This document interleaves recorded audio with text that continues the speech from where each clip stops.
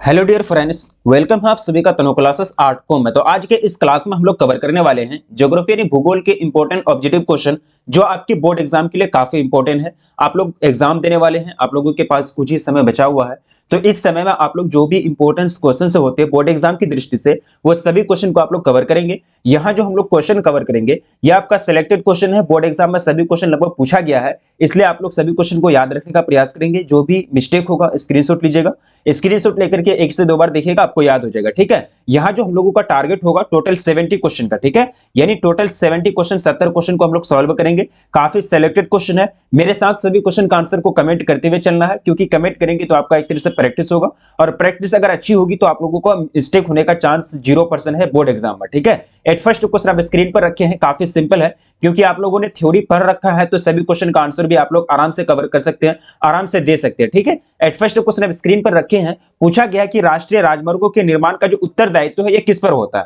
यानी एनएच की बात की जा रही है, यानी नेशनल हाईवे की बात की जा रही है। ठीक है, तो इसका जो निर्माण करता है ना सीपीडब्ल्यू करता है, कौन, यानी पीडब्ल्यूसी, पीडब्ल्यूडी, सीपीडब्ल्यूडी। ठीक है, सीपीडब्ल्यूडी ने सेंट्रल पब्लिक वेलफेयर डिपार्टमेंट, कौन, सेंट्रल पब्लिक वेलफेयर डिपार्टमेंट, जो आपके उत्तरदायित्व जो होते हैं इसके सारे जो कार्य करते हैं वो केंद्र सरकार पर होता है। ठीक है, यानी सीपीडब्ल्यू जो है किसके अंदर में कार्य करता है, केंद्र सरकार के अंदर कार्य करता है, इसलिए यहां जो आपका ऑप्शन राइट होगा वो आपका केंद्र सरकार हो जाएगा। ठीक है, यानी राष्ट्रीय राजमार्ग का निर्माण जो करता है सीपीडब्ल्यूडी यानी सेंट्रल पब्लिक वेलफेयर डिपार्टमेंट करती है, जो आपका सेंट्रल गवर्नमेंट के अंतर्गत आती है। ऑप्शन आपका बी बिल्कुल करेक्ट हो जाएगा फर्स्ट नंबर क्वेश्चन का। ठीक है, अब देखिए नेक्स्ट नंबर क्वेश्चन आपके स्क्रीन पर है कि आज विश्व में लगभग कितने लोगों का भरण पोषण चलवासी पशुचारण के कारण होता है। चलवासी पशुचारण आप लोग जानते हैं कि चलवासी पशुचारण में किसी एक पशु का उत्पाद मतलब पाला नहीं जाता है, उसमें एक दो या दो से अधिक किस्म के पशुओं को पाला जाता है, और उसका कोई अस्थाई मतलब चारागाह नहीं होता है।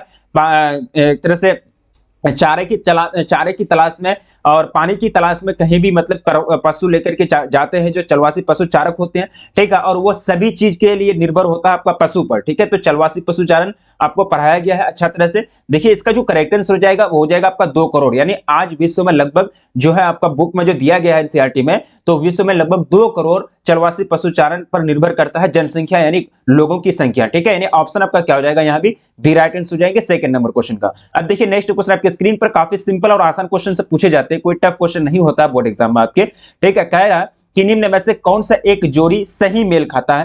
ठीक है, सही जो मेल खाएगा तो आप लोग जानते हैं बिल्कुल अच्छी तरह से कि आपका लौह इस्पात उद्योग जो है आपका पीटर्सबर्ग में। ठीक है, लौह इस्पात उद्योग कहां है, पीटर्सबर्ग में है। वायु यान निर्माण उद्योग आपका कानपुर में है। ठीक है, तो यहाँ आपका एक तरह से मैच नहीं खाता, जो सही मैच खाता है वो आपका लौह इस्पात उद्योग पीटर्सबर्ग में है। ये बात बिल्कुल सही है, तो आपका ऑप्शन यहाँ डी करेक्ट आंसर हो जाएगा थर्ड नंबर क्वेश्चन का, ऑप्शन डी आपका राइट आंसर हो जाएंगे। ठीक है, अब देखिए अगला क्वेश्चन स्क्रीन पर हम रखे हैं कि निम्नलिखित कथनों में से कौन सा कथन सत्य नहीं है, मतलब नेगेटिव है। आप देखिए नेगेटिव क्वेश्चन है, ध्यान दीजिएगा, कौन सा कथन सत्य नहीं है मतलब गलत है। ठीक है, तो यहाँ जो गलत कथन दिया है आपका क्वेश्चन आपका राइट आंसर हो जाएंगे बीपीओजी जो होता है केपीओजी से तुलना बेहतर व्यावसायिक अवसर होते हैं। देखिए बीपीओजी और केपीओजी के बारे में आप लोग थ्योरी में अच्छा तरह से पढ़े हैं, अगर आप लोग नहीं पढ़े तो प्लीज चैप्टर को देख लीजिएगा, क्योंकि ज्यादा मिनट का वीडियो नहीं है। अगर आप लोग 10-15 मिनट या फिर 20-25 मिनट का अगर वीडियो देखते हैं तो आप लोगों का एक चैप्टर कवर हो जाता है। ठीक है, तो आप लोग देख लेंगे क्योंकि टाइम अभी भी है आप लोगों के पास। अब देखिए नेक्स्ट क्वेश्चन आपके स्क्रीन पर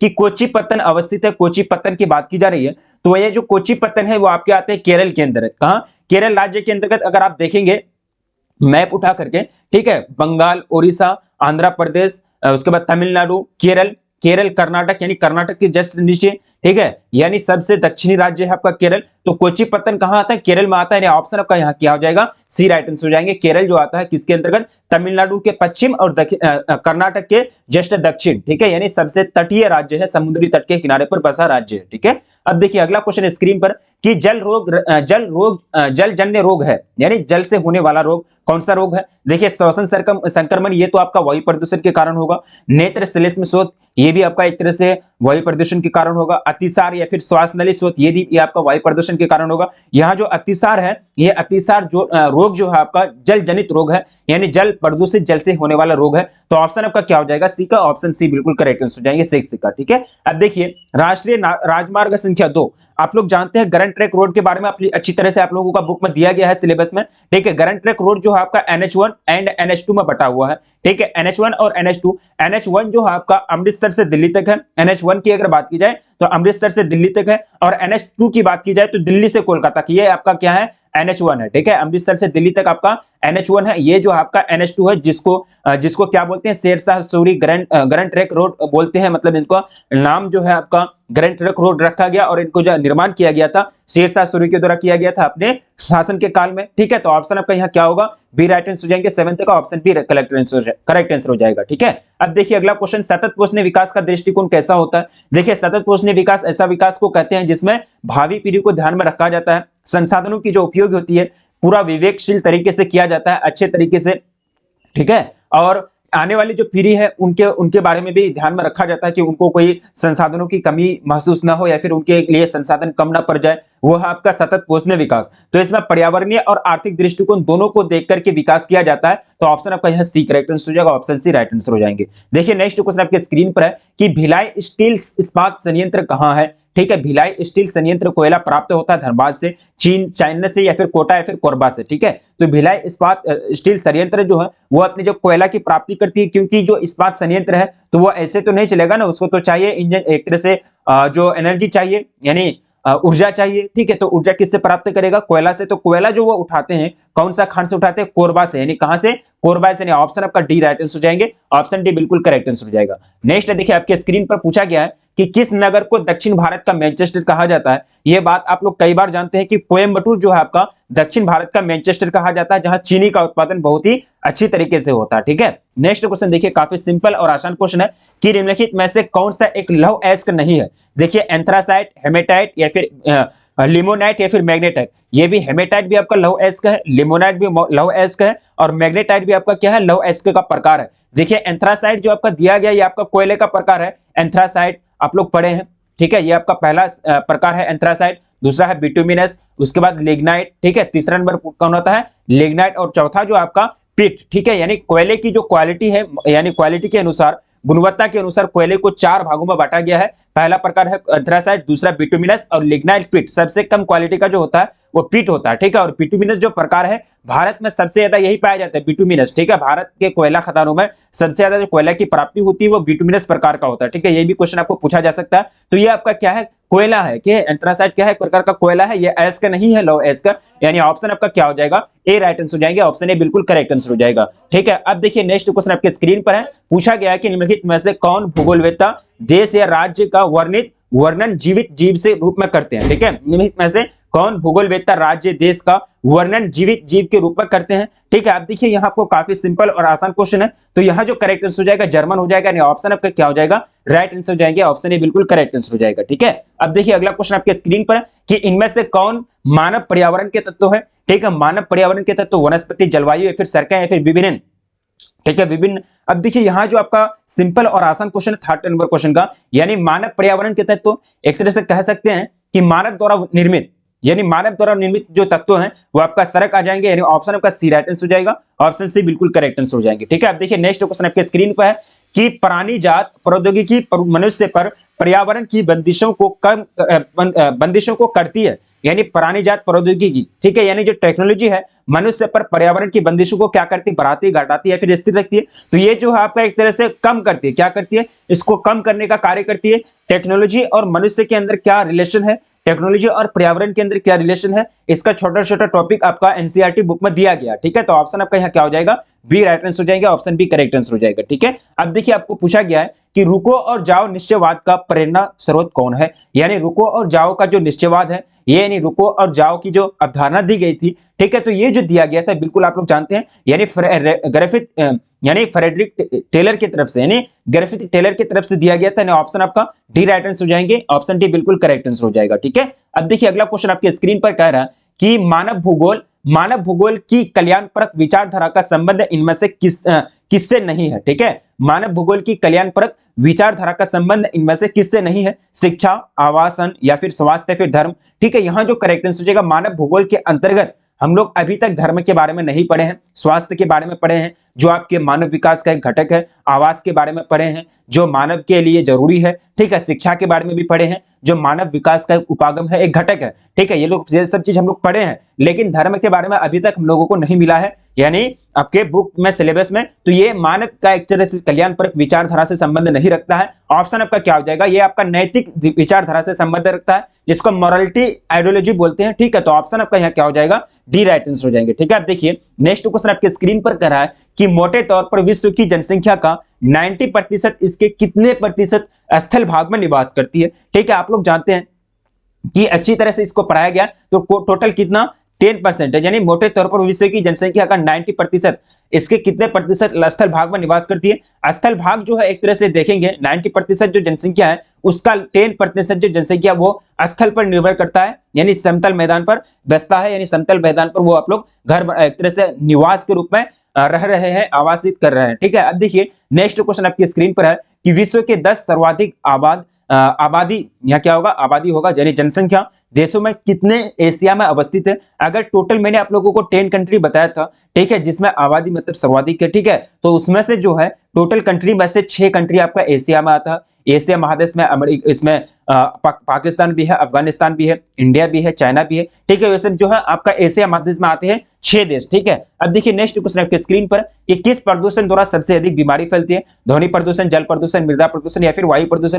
मृदा प्रदूषण, वायु प्रदूषण और ध्वनि प्रदूषण होता है तो यह आपको डायरेक्टली इफेक्टेड नहीं करता। ठीक है, यह आपको डायरेक्टली प्रभावित नहीं करता, लेकिन जल प्रदूषण आपको डायरेक्टली प्रभावित करता है, क्योंकि जब का आप जल का सेवन करते हैं तो उसके माध्यम से आपके अंदर कीटाणु रोगाणु जो भी होते हैं वो चले जाते हैं। ठीक है, तो ये सबसे ज्यादा इसी से बीमारी फैलती है। तो ऑप्शन आपका यहाँ क्या हो जाएगा, बी राइट आंसर हो जाएगा, ऑप्शन बी करेक्ट आंसर हो जाएगा। ठीक है, अब देखिए अगला क्वेश्चन आपके स्क्रीन पर है कि निम्नलिखित राज्यों में कौन कपास उत्पादक नहीं है। ठीक है, कपास का उत्पादक नहीं है, कपास का उत्पादन नहीं होता है। कहां नहीं होता है, बिल्कुल आप लोग जानते हैं, यहाँ जो आपका करेक्ट आंसर हो जाएगा हरियाणा में। हरियाणा में गेहूं का उत्पादन सबसे ज्यादा होता है। ठीक है, गेहूं हो गया, चावल हो गया, ये सब का उत्पादन ज्यादा होता है, लेकिन हरियाणा जो है कपास उत्पादक राज्य नहीं है। बाकी महाराष्ट्र, आंध्र प्रदेश और छत्तीसगढ़ वगैरह में कपास का उत्पादन होता है, जो आपके एक तरह से जूट, कपास और मेस्टा ये सब एक ही क्वालिटी का है। ठीक है, तो ऑप्शन आपका क्या हो जाएगा, सी राइट आंसर हो जाएंगे, जिसको रेशेदार का फसल कहते हैं। जूट, कपास और मिस्टा ये 3 ही प्रकार होता है, 3 ही से बाहर अभी तक नहीं पूछा गया बोर्ड एग्जाम में आपका।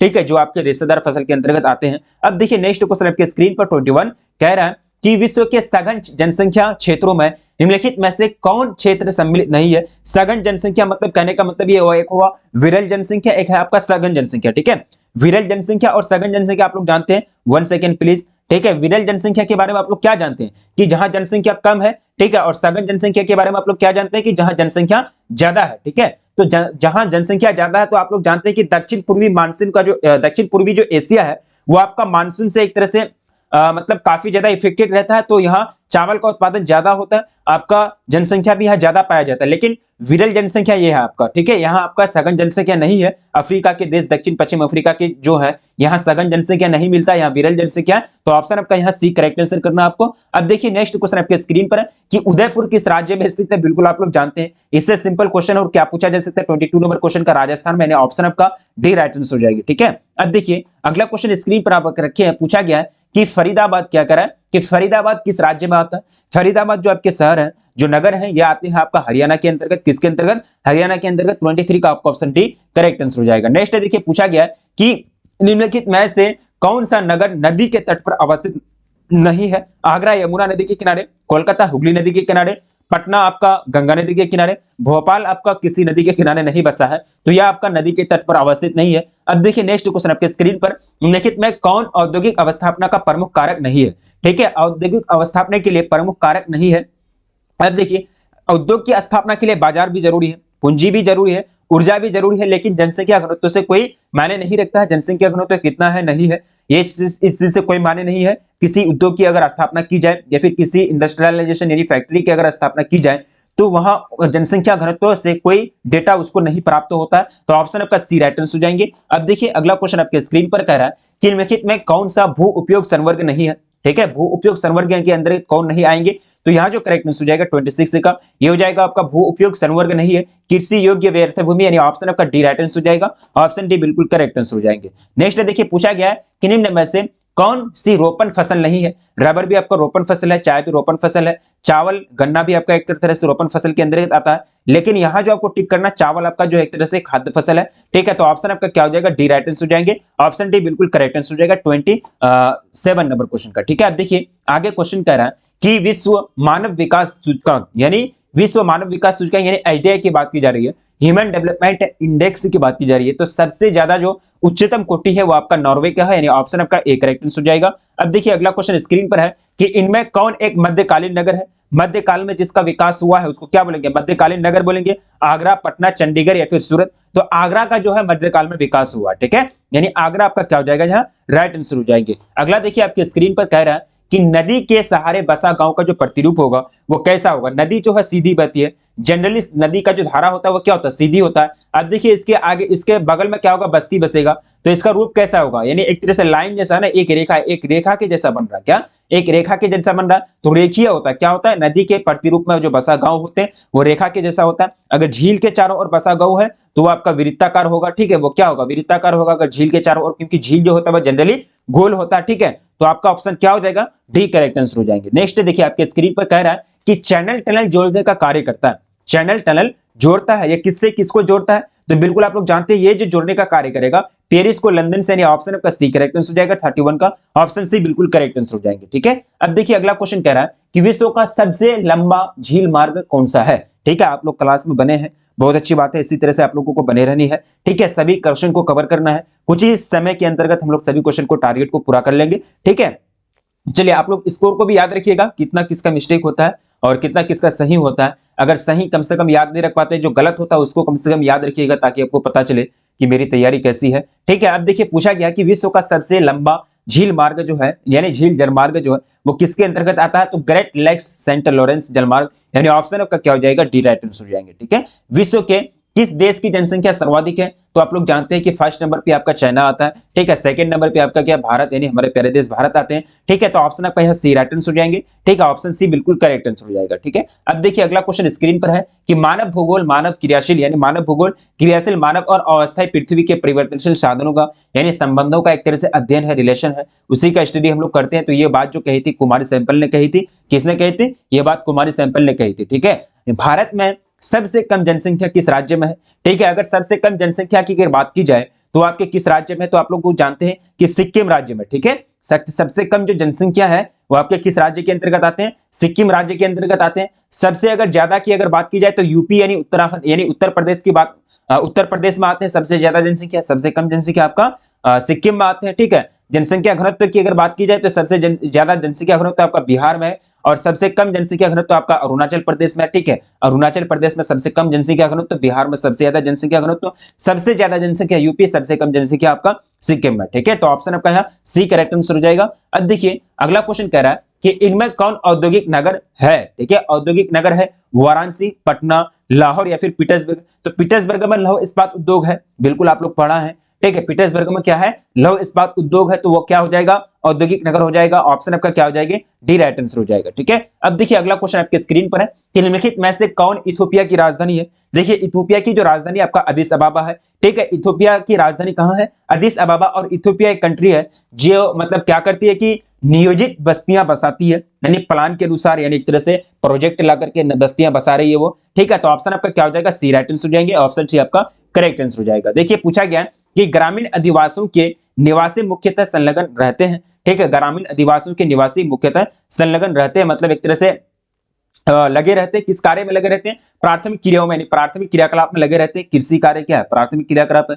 ग्रामीण जो क्षेत्र के लोग होते हैं वो क्या करते हैं? पशुपालन, कृषि कार्य ये सब करते हैं, मत्स्य पालन वगैरह, ठीक है, तो ये सब आपका क्या हो जाएगा? प्राथमिक क्रियाकलाप के अंतर्गत रहते हैं। आपका द्वितीय क्रियाकलाप जो होता है वो आपका शहरी क्षेत्र में होता है, फिर अर्ध शहरी क्षेत्र में या फिर अर्ध नगरीय क्षेत्र में होता है, ठीक है। तो ये आपका तृतीय और चतुर्थ पंचम ये सब आपका बड़े बड़े नगर में, बड़े बड़े शहर में ये सब क्रियाकलाप किए जाते हैं, ठीक है। अब देखिए अगला क्वेश्चन आपके स्क्रीन पर हम रखे हैं, पूछा गया कि दक्षिण अमेरिकी राष्ट्रों में कौन सा एक ओपेक का सदस्य है? ओपेक आप लोग जानते हैं organisation of petroleum exporting countries, जो आपके गल्फ कंट्रीज का एक तरह से संगठन है, और यहाँ ये जो संगठन है वही सारे देशों का संगठन है जो पेट्रोलियम को एक्सपोर्ट करती है, यानी पेट्रोलियम का निर्यात करती है, और ये संगठन मिलकर के एक तरह से मतलब फैसला लेती है, निर्णय लेती है कि पेट्रोल का दाम कितना होगा प्रति बैरल।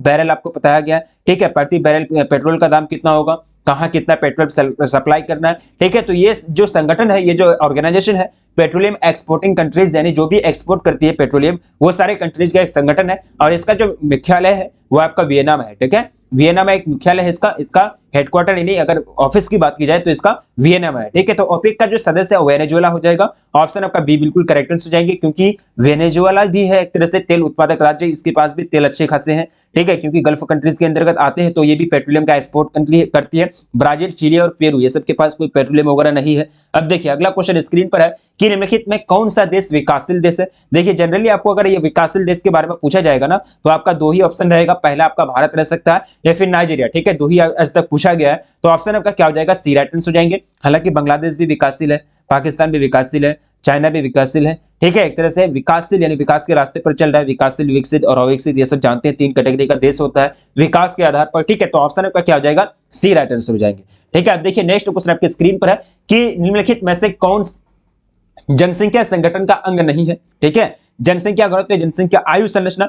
देखिए जनसंख्या संगठन किसको कहता है आप लोग जानते हैं, मैंने आप लोगों को पढ़ाया था कि जनसंख्या संगठन यानी जनसंख्या को आयु के आधार पर, साक्षरता के आधार पर, लिंग के आधार पर या फिर आपका जाति के आधार पर, ठीक है। आप जाति के आधार पर तो एक तरह से अगर बांट करके जनसंख्या का अगर हम लोग स्टडी करते हैं तो वो आपका क्या कहलाएगा, जनसंख्या संगठन कहलाएगा, ठीक है।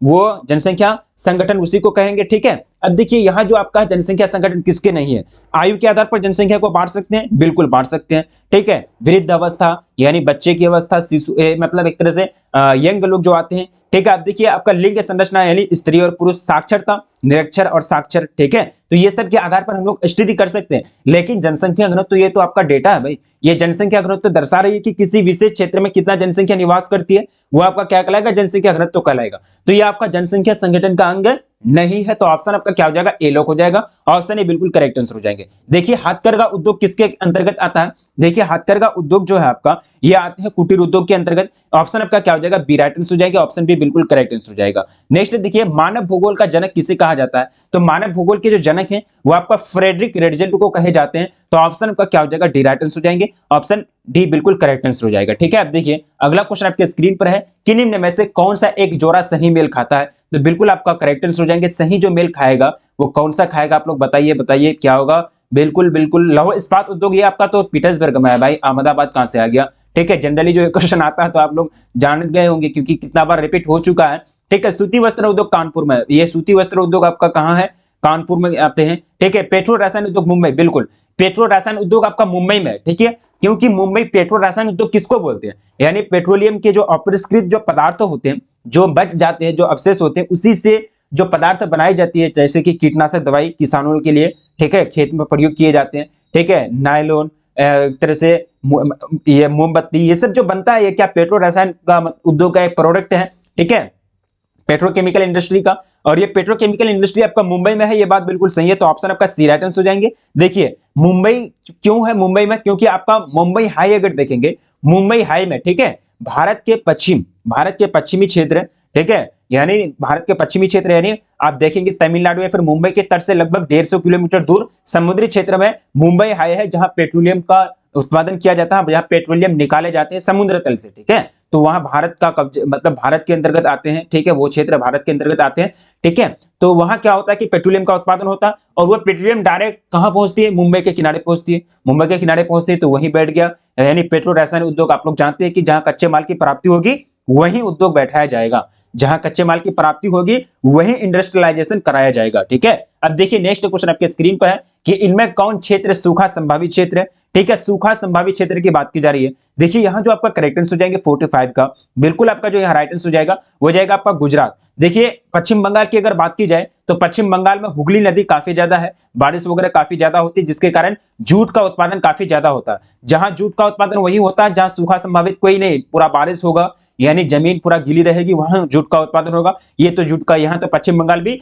आपका सूखा संभावित क्षेत्र के अंतर्गत नहीं आते, उत्तर प्रदेश भी नहीं आते क्योंकि उत्तर प्रदेश में भी काफी नदियां बहती है, नेपाल वगैरह से काफी नदियां आती है, ठीक है, उत्तर प्रदेश भी नहीं होगा। उत्तराखंड में जो है आपका उत्तराखंड में बारिश वगैरह होते रहती है, ठीक है, यानी पहाड़ पठार पेड़ वृक्ष, ठीक है, ये सब आपका उत्तराखंड में है, ठंडी इलाका है, तो वहां सूखा संभावित क्षेत्र नहीं है। अब देखिए गुजरात जो ना आपका राजस्थान के बगल में आता है, ठीक है, मैप उठा के देखेंगे तो आपका राजस्थान के बगल में आता है, तो गुजरात भी लगभग क्या है, सूखा संभावित क्षेत्र है, ठीक है। गुजरात तो आप लोग जानते हैं रेगिस्तान है वहां पूरा एकदम, ठीक है, क्षेत्रफल में भी सबसे बड़ा राज्य है हमारे देश के, ठीक है। तो ऑप्शन आपका क्या हो जाएगा, सी राइट आंसर हो जाएंगे। केरल, कर्नाटक, गोवा, महाराष्ट्र, गुजरात, राजस्थान, पंजाब, जम्मू कश्मीर, ठीक है। अगर चलना स्टार्ट करेंगे दक्षिण से केरल, कर्नाटक गोवा, महाराष्ट्र, गुजरात, राजस्थान, जम्मू कश्मीर, पंजाब, जम्मू कश्मीर।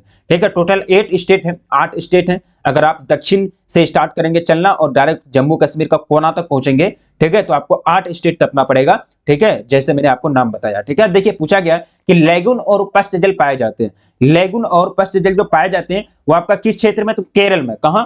केरल में पाए जाते हैं। केरल में आपका इलायची का, ठीक है, इलायची हो गया, तेज पत्ता हो गया। ठीक है, ये सब काफी सिंपल है, 8 क्लास में दिया गया बच्चा सबका। इलायची हो गया, तेज पत्ता हो गया, उसके बाद आपका एक तरह से काली मिर्च हो गया। ये सब का उत्पादन ना, ये सब का उत्पादन आपका केरल में ज्यादा होता है, केरल में ज्यादा होता है। और केरल को जो है मसालों का बागीचा कहा जाता है। ठीक है, मसालों का बागान, मसालों का बागान या बागीचा जो भी बोले, ठीक है, कहा जाता है केरल को। ठीक है, तो ऑप्शन आपका क्या हो जाएगा? ए राइट आंसर हो जाएंगे। अब देखिए पूछा गया अगला क्वेश्चन, कह रहा है कि इनमें से कौन बॉक्साइट से संबंधित नहीं है? नेगेटिव सेंटेंस है, देखिए नेगेटिव सेंटेंस है, बॉक्साइट से संबंधित नहीं है, तो यहां जो करेक्ट आंसर हो जाएगा 47। तो ये आप गया जिला में बॉक्साइट नहीं होता भाई। गया जिला आपका बिहार का एक जिला है। ठीक है, बिहार राज्य की बात की जाए तो गया एक जिला है बिहार का। ठीक है, तो यहां बॉक्साइट का उत्पादन नहीं होता। ठीक है, अब देखिए अगला क्वेश्चन, सिंगरेनी किस चीज के लिए फेमस है? तो सिंगरेनी जो है आपका ये कोयला के लिए फेमस है। किसके लिए? कोयला के लिए फेमस है सिंगरेनी। अब देखिए अगला क्वेश्चन आपके स्क्रीन पर कह रहा है कि भारत में सबसे पहले स्थापित की गई लौह इस्पात कंपनी निम्नलिखित में से कौन सी है? ठीक है, लौह इस्पात कंपनी कौन सी है? अब देखिए यहां जो करेक्ट आंसर हो जाएगा, टाटा लौह एवं इस्पात कंपनी ने टिस्को, ठीक है, टिस्को यानी टिस्को की बात की जा रही है, यानी टाटा आयरन स्टील कंपनी। ठीक है, टिस्को की बात की जा रही है, तो ये आपका लौह इस्पात कंपनी है। एक तरह से ऑप्शन आपका क्या हो जाएगा? बी राइट आंसर हो जाएगा 49 नंबर क्वेश्चन का। ठीक है, अब देखिए अगला क्वेश्चन स्क्रीन पर कि निम्नलिखित केंद्र शासित प्रदेशों में किसकी साक्षरता दर अधिक है? आप लोग जानते हैं कि यूनियन टेरिटरी के बारे में जानते हैं। दिल्ली आपका क्या है? यूनियन टेरिटरी है। ठीक है, पुदुचेरी आपका क्या है? यूनियन टेरिटरी है। पुदुचेरी भी आपका क्या है? यूनियन टेरिटरी है। ठीक है, दिल्ली, पुदुचेरी आपका हो जाएगा। चंडीगढ़ आपका क्या है? चंडीगढ़ भी आपका एक तरह से यूनियन टेरिटरी है। उसके बाद अंडमान आपका यूनियन टेरिटरी है। ठीक है, याद रखेंगे अंडमान, अंडमान निकोबार। ठीक है, अंडमान निकोबार द्वीप समूह आपका क्या है? यूनियन टेरिटरी है। ठीक है, उसके बाद हो जाएगा दामन, दादर एवं नगर हवेली आपका क्या है? दादर एवं नगर हवेली, ठीक है, आपका एक तरह से यूनियन टेरिटरी है। ठीक है, उसके बाद दमन भी आपका क्या है? यूनियन टेरिटरी है। दमन और दीव, दमन एवं दीव, ठीक है, ये भी आपका क्या है? यूनियन टेरिटरी है। उसके बाद हो जाएगा आपका लक्षद्वीप भी क्या है? आपका यूनियन टेरिटरी है। ये सब आप याद रखेंगे, लक्षद्वीप भी आपका यूनियन टेरिटरी है। बाद में J&K यानी जम्मू कश्मीर भी आपका जुड़ गया। ठीक है, तो यहाँ जो करेक्ट आंसर हो जाएंगे, सबसे ज्यादा साक्षरता दर आपका लक्षद्वीप का, तो ऑप्शन आपका डी करेक्ट आंसर हो जाएंगे। ठीक है, अब देखिए अगला क्वेश्चन कह रहा है कि धारावी मलिन बस्ती कहाँ है? तो धारावी मलिन बस्ती आपका मुंबई में है। बिल्कुल, आप लोग जानते हैं, कभी मुंबई की जगह एशिया दे देगा आपको। ठीक है, कभी आपको एशिया दे देगा, कभी महाराष्ट्र दे देगा। ठीक है, कभी आपको महाराष्ट्र दे देगा, क्योंकि मुंबई कहां थी है? महाराष्ट्र के अंतर्गत। ठीक है, महाराष्ट्र, या फिर आपको कभी भारत दे देगा। ठीक है, तो आपको जान के याद रखना है कि मुंबई में है। अब देखिए अगला क्वेश्चन स्क्रीन पर है कि सहकारी कृषि अधिक सफल रही। तो आप लोग जानते हैं कि सहकारी आंदोलन जो है सबसे ज्यादा कहां सफल रहा था? डेनमार्क में। सहकारी आंदोलन सबसे ज्यादा कहां सफल रहा था? डेनमार्क में सफल रहा था, जिसके कारण सहकारी कृषि को जो सबसे ज्यादा सफलता मिली, तो वो किस स्टेट में, कौन सा राज्य में मिली? वो आपके डेनमार्क, यानी आपका डेनमार्क में। ठीक है, अब देखिए नेक्स्ट क्वेश्चन आपके स्क्रीन पर कह रहा है कि इनमें से कौन औद्योगिक नगर नहीं है? नेगेटिव सेंटेंस है, ध्यान दीजिएगा, नहीं है। इसको अगर नहीं पढ़ेंगे तो फिर क्वेश्चन गलत हो जाएगा। ठीक है, ध्यान से आप लोगों को क्वेश्चन को रीड करना है। तो यहां जो करेक्ट आंसर हो जाएंगे 53 का, बिल्कुल करेक्ट आंसर हो जाएगा। रुड़की आपका औद्योगिक नगर नहीं है। जमशेदपुर, दुर्गापुर, सलेम, ये सब आपका क्या है? लौह इस्पात उद्योग है। यहाँ काफी ज्यादा उद्योग विकसित किए गए हैं, डेवलप्ड हैं, तो आपका ऑप्शन सी करेक्ट आंसर हो जाएगा। नेक्स्ट देखिए पूछा गया है कि निम्नलिखित कथनों में से कौन सा एक भूगोल का वर्णन नहीं करता है? तो यहाँ जो करेक्ट आंसर हो जाएगा 54 का आपका हो जाएगा समकालीनात्मक अनुशासन। यह अनुशासन डिसिप्लिन की बात करता है, कोई भूगोल का ये वर्णन नहीं करता है। अब देखिए अगला क्वेश्चन, उच्च जनसंख्या वृद्धि दर वाला जो देश है, सबसे ज्यादा अगर जनसंख्या वृद्धि हो रही है तो वो कौन सा देश में हो रही है? देखिए यहाँ जो करेक्ट आंसर हो जाएगा यमन, यानी सऊदी अरब के जस्ट दक्षिण एक देश है यमन। दोनों के बीच काफी नहीं बनती है, युद्ध वगैरह होते रहता है भाई। एक बात में हाल ही में कौन सा न्यूज आया था कुछ साल पहले कि सऊदी अरब कुछ नहीं देखा, यानी यमन में हॉस्पिटल, स्कूल वगैरह कुछ नहीं दिखता था, वो बम बरसा दिया। ठीक है, क्योंकि यमन, सऊदी अरब का कहना है कि यमन जो है आपका ईरान का सपोर्ट करता है, और ईरान और सऊदी अरब काफी ज्यादा दुश्मनी चल रहा है भाई। कौन? आदम जमाने का लोग का दुश्मनी चल रहा है। ठीक है, तो उच्च जनसंख्या वृद्धि दर वाला देश जो है आपका यमन है। ठीक है, अब देखिए अगला क्वेश्चन आपके स्क्रीन पर कि निम्नलिखित में किस वर्ष के आसपास विकसित और विकासशील देशों की जो नगरीय जनसंख्या वो मतलब लगभग बराबर होगी। तो 1970 के दशक में जो एक तरह से रिपोर्ट आंकी गई थी यूएनडीपी के द्वारा, तो उस समय विकासशील और विकसित जो कंट्री है ना, उस दोनों की नगरीय जनसंख्या लगभग बराबर हो गई थी। देखिए अभी तो क्या है, 2011 की रिपोर्ट के अनुसार अगर हम लोग देखें तो भारत में जो नगरीय जनसंख्या वो 31 पॉइंट समथिंग है, ठीक है। और जो आपका शेष है वो आपका 100 में जो शेष बचेगा 31 माइनस करके वो आपका ग्रामीण जनसंख्या के अंतर्गत आएगा, ठीक है। लेकिन रिपोर्ट नहीं आया है अभी, तो नगरीय जनसंख्या बस बढ़ गई होगी क्योंकि 10 साल का फासला हो चुका है। अभी फिर जनगणना होनी है, किताब में बुक अपडेट होगा, फिर तो आप लोगों को बुक अपडेट होगा तो पढ़ने का जरूरत नहीं पड़ेगा। जब आप कंपटीशन वगैरह का तैयारी करेंगे तब फिर आपको देखना पड़ेगा, ठीक है। अब देखिए पूछा गया है कि निम्नलिखित में किस क्षेत्र में 15 वर्ष से अधिक आय साक्षरों का प्रतिशत सबसे अधिक है। तो 57 का जो यहाँ करेक्ट आंसर हो जाएगा आपका, हो जाएंगे पूर्वी यूरोप और स्वतंत्र देशों का राष्ट्र यानी ऑप्शन आपका बी राइट आंसर हो जाएंगे। नेक्स्ट देखिए आपके स्क्रीन पर है कि 2005 की रिपोर्ट के अनुसार भारत को जो रैंक मिला था 127वां रैंक मिला था। भाई ये तो क्वेश्चन आप लोग रट गए होंगे पूरा तरह से, ठीक है। क्वेश्चन देखते ही आंसर, पूरा क्वेश्चन पढ़ो ही नहीं, पूरा आंसर दे दो, ठीक है। अब देखिए दो देशों के बीच जो व्यापार होती है उसको क्या बोलते हैं, अंतरराष्ट्रीय व्यापार बोलते हैं। यह आपका चैप्टर का ही नाम है, अंतरराष्ट्रीय व्यापार जो आपका चैप्टर ही है। तो आप लोग अंतरराष्ट्रीय व्यापार के बारे में देखिए, कोई भी चैप्टर स्टार्ट करने से पहले हम आपको बताते हैं कि चैप्टर का मीनिंग क्या होगा, ठीक है। चैप्टर का मीनिंग क्या होगा, ये आपका चैप्टर का ही नाम है अंतरराष्ट्रीय व्यापार यानी इंटरनेशनल ट्रेड की बात की जा रही है। अब देखिए भारत में निजीकरण और वैश्वीकरण की नीति कब अपनाई गई, तो भारत में निजीकरण और वैश्वीकरण की जो नीति अपनाई गई ये आपका 1991 में। ऑप्शन आपका सी राइट आंसर हो जाएंगे, ऑप्शन सी बिल्कुल करेक्ट आंसर हो जाएगा। देखिए एन्नोर पत्तन किस राज्य में स्थित है, एन्नोर पत्तन जो आपका ये किस राज्य में स्थित है, तो बिल्कुल आपका करेक्ट आंसर हो जाएगा 61 का तमिलनाडु में। ऑप्शन आपका ए राइट आंसर हो जाएंगे, ऑप्शन ए बिल्कुल करेक्ट आंसर हो जाएगा। पारादीप बंदरगाह किस राज्य में है, ठीक है। पारादीप बंदरगाह जो है ये किस राज्य में है, तो ऑप्शन आपका क्या हो जाएगा बी करेक्ट आंसर हो जाएंगे यानी उड़ीसा राज्य में। अगर आप मैप देखेंगे ना, बंगाल के जस्ट नीचे, बंगाल के जस्ट नीचे वो आपका उड़ीसा जो राज्य है बंगाल से और झारखंड से उसका आपका मतलब बॉर्डर लगा हुआ है। चलिए बहुत अच्छी बात है, तो उसका बॉर्डर लगा हुआ है, तो उड़ीसा में जो है आपका पारादीप बंदरगाह है। तो ऑप्शन आपका क्या हो जाएगा बी करेक्ट आंसर हो जाएंगे। नेक्स्ट देखिए आपके स्क्रीन पर है कि वाल्मीकि नगर टाइगर रिजर्व कहां स्थित है, तो ये जो आते हैं ये आपका आते हैं बिहार के अंतर्गत। ऑप्शन आपका एक करेक्ट आंसर हो जाएगा। नेक्स्ट देखिए आपके स्क्रीन पर, ज्यादा नहीं है, नेताजी सुभाष चंद्र बोस अंतरराष्ट्रीय हवाई अड्डा आपका पश्चिम बंगाल में है, ठीक है। राजीव गांधी अंतरराष्ट्रीय हवाई अड्डा हैदराबाद में है, इंदिरा गांधी अंतरराष्ट्रीय हवाई अड्डा दिल्ली में है, ठीक है। ये दो चार इंटरनेशनल जो एयरपोर्ट है वो नाम याद रखना है, इससे भी आपको पूछा जा सकता है, ठीक है। अब देखिए नेक्स्ट क्वेश्चन आपकी स्क्रीन पर है कि निम्नलिखित में से जल किस प्रकार का संसाधन है, तो ये आपका क्या है, जल जो है आपका नवीकरणीय या फिर अनवीकरणीय। देखिए नवीकरणीय और अनवीकरणीय कुछ नहीं होता, यह आपका होता है चक्रीय संसाधन, क्योंकि आप जानते हैं कि जल को कभी खत्म किया जा सकता है क्या, नहीं किया जा सकता है। हम लोग जल को पीते हैं फिर हम लोग से बाहर निकल जाता है, ठीक है, ठीक है, मूत्र मार्ग से बाहर निकल जाता है या फिर भोजन के माध्यम से, यानी जो भी खाते हैं वो लोग हम लोग एक तरह से त्याग कर देते हैं, ठीक है। तो जल जो है आपका चक्रीय संसाधन है। जल एक तरह से पृथ्वी के धरातल पर होती है, वो वाष्प बन के आपका आसमान में बादल बन जाते हैं, बादल फिर ठंडा हो जाता है, फिर बारिश हो जाती है, फिर वो पृथ्वी पर आते हैं, फिर वो कुछ जल जो होते हैं आपका पृथ्वी के अंदर चले जाते हैं, फिर वो पृथ्वी के अंदर रहते हैं, फिर हम लोग उसको निकालते हैं, फिर उसको पीते हैं, फिर आपका धरातल में जाता है, फिर वो आसमान में जाता है, बादल में जाता है, फिर बारिशों के चक्र में, यानी एक चक्र जो है यानी जल चक्र आपका दिया गया है। तो जल चक्र के माध्यम से, जल जो है चक्र के माध्यम से चलते रहता है, वो कभी नाशवान वस्तु नहीं है। तो ऑप्शन आपका क्या हो जाएगा डी राइट आंसर हो जाएंगे। अब देखिए अगला क्वेश्चन स्क्रीन पर कह रहा है कि निम्नलिखित में कौन प्राथमिक क्रियाकलाप है, खेती, व्यापार या फिर बुनाई या फिर जूट उद्योग। देखिए खेती आपका ना क्या है, आपका प्राथमिक क्रियाकलाप है ना, व्यापार तो आपका द्वितीय क्रियाकलाप है, सेकेंडरी एक्टिविटी आ जाएगा, बुनाई भी आपका द्वितीय क्रियाकलाप, जूट उद्योग भी आपका द्वितीय क्रियाकलाप, खेती यानी जो आपका कृषि है वो आपका प्राथमिक क्रियाकलाप, मत्स्य पालन प्राथमिक क्रियाकलाप, कृषि प्राथमिक क्रियाकलाप, ठीक है। अब देखिए निम्नलिखित में से भारत के किस राज्य में मानव विकास सूचकांक निम्नतम है यानी कम है, ठीक है। मानव विकास सूचकांक जो कम है वो आपके किस स्टेट के अंतर्गत आएंगे, बिल्कुल बिहार के अंतर्गत। भाई बिहार का तो कुछ अलग ही रिकॉर्ड है भाई, यहाँ मानव विकास सूचकांक भी सबसे कम है, साक्षरता में भी सबसे कम है, और जनसंख्या घनत्व तो पूरा एकदम बिहार में सबसे ज्यादा है। अब देखिए जनसंख्या घनत्व में पूरा आगे पूरा देश में, और ये सब में पीछे, जो सब में पीछे नहीं होना चाहिए वो सब में पीछे, और जो सब में आगे नहीं होना चाहिए वो सब में आगे। तो कहने का मतलब क्या हुआ कि साक्षरता की थोड़ा सा कमी है, ठीक है। लेकिन अभी रिपोर्ट अगर आएगा तो लगता है कि वो बहुत ज्यादा सुधार हुआ है, ठीक है। और 2011 में जो रिपोर्ट आएगा बहुत ही पॉजिटिव फैक्ट उसमें देखने के लिए मिलेंगे। अभी 2021 का जो रिपोर्ट आएगा जनगणना का, ठीक है, उसमें काफी ज्यादा मतलब पॉजिटिव सकारात्मक रूप से जो चेंजिंग है वो सारा चीज देखने के लिए मिलेंगे, ठीक है। काफी साक्षरता 10 साल पहले की बात की जा रही है ना, 10 साल पहले यानी 2011 की बात की जा रही है, तो 2011 का बिहार और 2021 का बिहार यानी 2023 का बिहार अलग है ना। अब देखिए पूछा गया है कि निम्नलिखित में से किस राज्य में सर्वाधिक संख्या में अप्रवासी आते हैं। अप्रवासी किस में आते हैं भाई, तो ये आपका क्या हो जाएगा, महाराष्ट्र ने ऑप्शन आपका बी करेक्ट हो जाएंगे। महाराष्ट्र आपका कहां आता है, आपका तटीय क्षेत्र राज्य है, यानी केरल, कर्नाटक, गोवा, महाराष्ट्र। ठीक है, महाराष्ट्र जो आपका समुद्र के किनारे बसा हुआ है,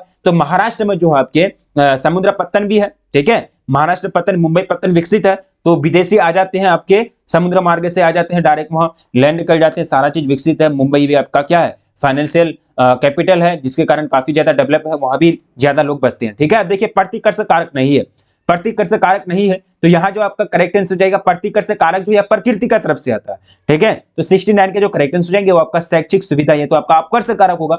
मानव द्वारा निर्मित जितने भी कारक है वो आपका अपकर्ष कारक है। नेक्स्ट देखिए आपके स्क्रीन पर 2011 की जनगणना के अनुसार भारत की जनसंख्या 382 व्यक्ति प्रति वर्ग किलोमीटर, ये चीज आपको याद रखना है। ठीक है, तो टोटल हम लोगों ने आज टोटल 70 क्वेश्चन को हम लोगों ने कवर किया। कितना, 70 क्वेश्चन को हम लोगों ने कवर किया, और उम्मीद करता हूं कि 70 में से कम आप लोग 45 प्लस, ठीक है, कम से कम 50 आप लोग तो लाए होंगे, 50 कम से कम तो 50 आप लोग लाए होंगे।